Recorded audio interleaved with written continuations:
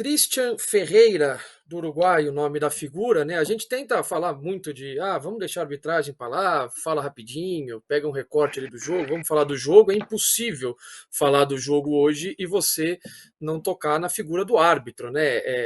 Pelo menos assim, para passar rapidamente para pegar jogo, porque erros pontuais, assim, mesmo quando são muito grandes, acontecem. Agora, para você pegar uma arrastada dessa daí, aí a gente vai lembrar de Ernesto Felipe, que era o conterrâneo dele, árbitro de São Paulo, e Vélez Sarsfield de 94, que dentre o jogo, dentre impedimentos absurdos, e não dá um pênalti, um dos pênaltis mais escandalosos da história da Libertadores, e o São Paulo acaba perdendo nos pênaltis para o Vélez Sarsfield, e entra com o Baldo Aquino também, que consagrou o River Plate campeão da Supercopa de 97 contra o São Paulo também, num jogo que também foi um escândalo, um show de erros contra o São Paulo.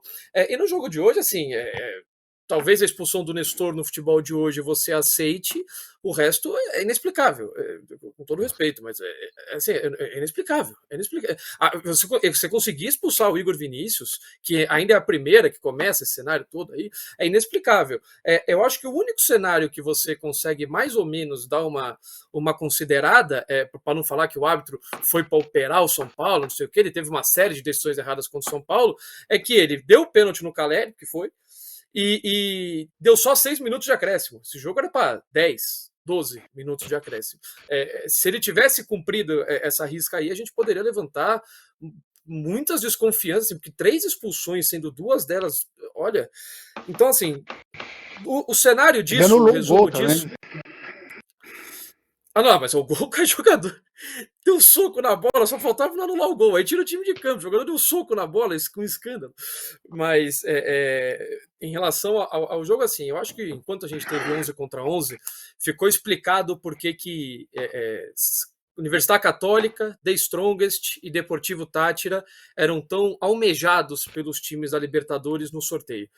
A Universidade Católica vem numa fase bem ruim, tinha feito uma primeira fase de Libertadores bem ruim, foi a pior classificada para a Sul-Americana, né? Fez só 4 pontos, conseguiu ficar apenas à frente apenas do Sporting Cristal do Chile. O São Paulo foi para se impor e mostrar a diferença técnica, tática que conseguiu.